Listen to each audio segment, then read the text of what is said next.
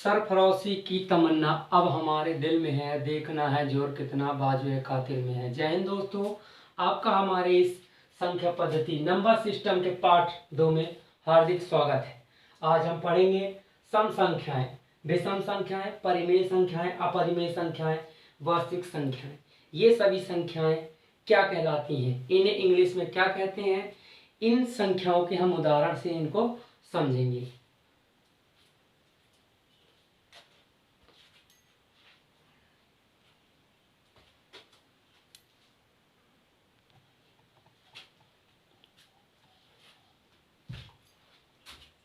तो दोस्तों, सबसे पहले वीडियो हम शुरू करें इसके पहले आप हमारे चैनल की इस वीडियो को लाइक करें, कमेंट करें, शेयर करें और हमारे चैनल को सब्सक्राइब करें। तत्पश्चात हमारी ये आज की स्पेशल क्लास होने वाली है। हमारा मोबाइल नंबर, संपर्क सूत्र जिससे आप व्हाट्सएप के माध्यम से जुड़ सकते हैं, जिसकी मात्र फीस रहेगी 10 रुपये महीने की, जिसमें हर दिन किसी दिन जीके, जीएस, गणित, रीजनिंग, इन सभी टॉपिकों पर सुबह 10 बजे के पहले आपको एक सवाल मिलेगा व्हाट्सएप पे और शाम को 6 बजे के बाद उसका उत्तर आपको दे दिया जाएगा। तो आपसे बनता है तो अच्छी बात है, आप पोलिंग कीजिएगा, और नहीं बनेगा तो आपको 6 बजे के बाद उसका उत्तर आपको मिल ही जाना है। तो हर दिन एक रूपरेखा रहेगी, एक दिन जीके, एक दिन जीएस, एक दिन रीजनिंग, एक दिन मैथ, एक दिन हेल्थ टिप्स जैसे विषय रहेंगे, जिसके महीने की फीस मात्र रहेगी 10 रुपये। 10 रुपये रहेगी। तो मोबाइल नंबर जिन्हें भी इस व्हाट्सएप ग्रुप में जुड़ना हो तो इस नंबर पे 62 64 61 0192 पर संपर्क करें या हमें मैसेज करें अपना नाम लिख के, और हमारे इस नंबर पे 10 रुपये पेमेंट फोन पे करके आप इस ग्रुप में जुड़ सकते हैं और इसका लाभ उठा सकते हैं। तो दोस्तों, चलिए वीडियो शुरू करते हैं। यदि आपने संख्या पद्धति का पार्ट 1 नहीं देखा है, जिसमें प्राकृत संख्याएं, पूर्ण संख्याएं, पूर्णांक संख्याएं अच्छी तरह से बताई गई हैं, तो आप उसे यदि उस वीडियो को नहीं देखे हैं तो जाकर उसे भी देख लीजिएगा, जिससे आपका ये संख्या पद्धति पूरी तरह से क्लियर हो जाएगा।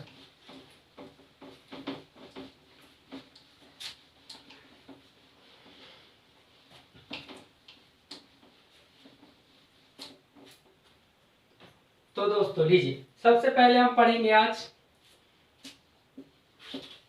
सम संख्याएं। सम संख्याएं, सम संख्याएं क्या कहलाती हैं?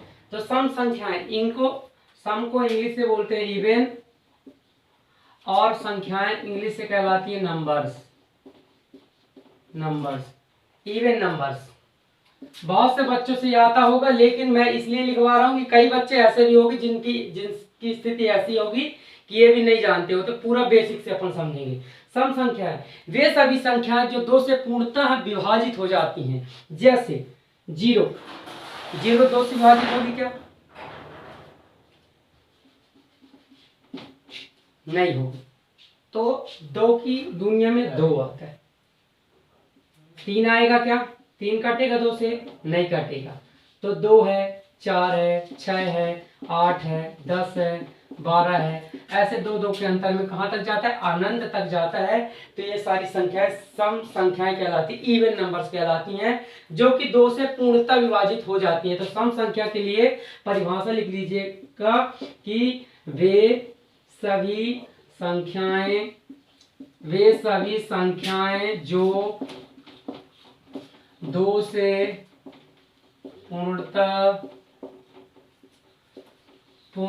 विभाजित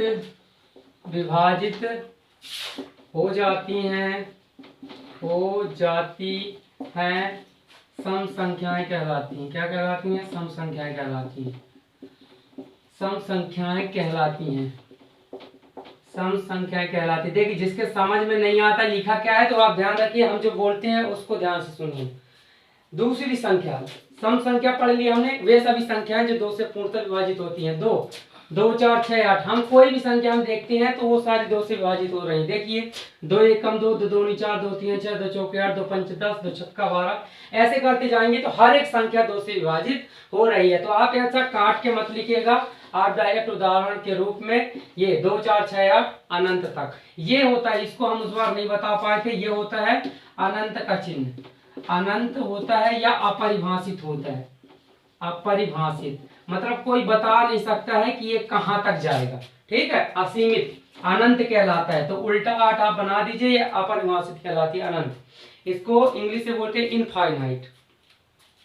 इसके बाद हम दूसरी संख्या पढ़ेंगे, विषम संख्या। वीडियो यदि अच्छा लग रहा हो तो लाइक कीजिए, ज्यादा से ज्यादा शेयर करेंगे जिससे आपके साथी भी पढ़ पाएंगे।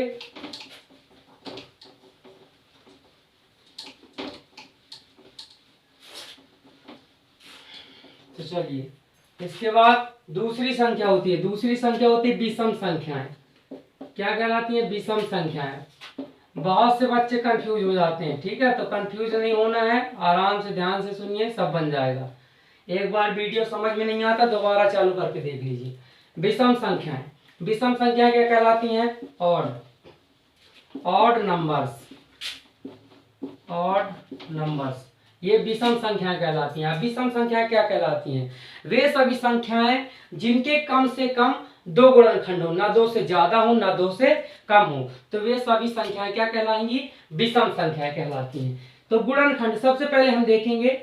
गुणनखंड एक, एक क्या विषम संख्या है? बहुत से बच्चे बोलते हैं एक विषम संख्या है। एक विषम संख्या नहीं है। पूछिए क्यों? क्यों? क्योंकि इसका केवल एक ही गुणनखंड है। क्या है? ये केवल एक से कर सकती है। अब 2 देखिए, 2 किससे कटेगी? ध्यान से देखिए, उदाहरण सबसे पहले हम लिख लेते हैं, इसके बाद उसकी परिभाषा हम बताते हैं, ठीक है। तो वे संख्याएं, देखिए परिभाषा, वे संख्याएं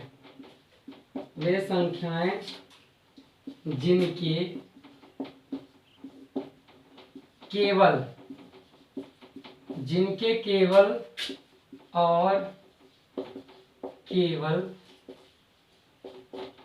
कितने? 2 गुणनखंड हों।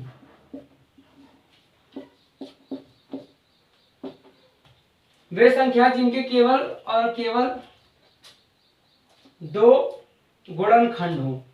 तो देखिए विषम संख्या क्या कहलाती है? जैसे 1 3 5 7 7 11 13 17 19, ये सारी संख्याएं क्या कहलाती हैं? विषम संख्या, अपरिभाषित तक होती हैं। तो सबसे पहले हम एक छोड़ते हैं, यहाँ 3 लिखा हुआ है। क्या लिखा हुआ? 3। तो वे सभी संख्याएं जो जिसके केवल और केवल 2 गुणनखंड हो, वो केवल 2 संख्याओं से विभाजित होना चाहिए। पहला वो स्वयं से विभाजित हो और दूसरा केवल 1 से, 1 और वह स्वयं से। तो सबसे पहले 3 1 से विभाजित होती है, 3 बार में होती है। अब 3 और किससे विभाजित होती है? केवल 3 से, 1 बार में। इसके अलावा किसी से 3 विभाजित होता है? नहीं विभाजित होता। इसलिए तो 3 का गुणनखंड हो गया 1 गुणा 3, मतलब कितने गुणनखंड हुए? 2 गुणनखंड हुए। ये क्या कहला गई? विषम संख्या कहला गई। 5 को हम देखते हैं, तो 5 के गुणनखंड है। 5 किससे कट जाएगा? 1 से कटेगा, 2 से कटेगा? नहीं कटेगा। 3 से, 4 से, 5 से कटेगा। इसके अलावा और किसी से नहीं कटेगा। तो 5 के भी कितने गुणनखंड हुए? केवल 2 गुणनखंड हुए। तो वे सभी संख्या जिनके केवल और केवल 2 गुणनखंड हो, विषम संख्या कहलाती है। 3 5 7 ऐसे करके आप उदाहरण को चेक कर सकते हैं। तो ये सभी संख्याएं विषम संख्याएं कहलाती है, जिनको इंग्लिश में बोलते हैं ऑड नंबर। इसके बाद हम समझेंगे तीसरी संख्या। देखिए वीडियो समझ में ना आए दोबारा चालू करके फिर से आप देख सकते हैं, है ना।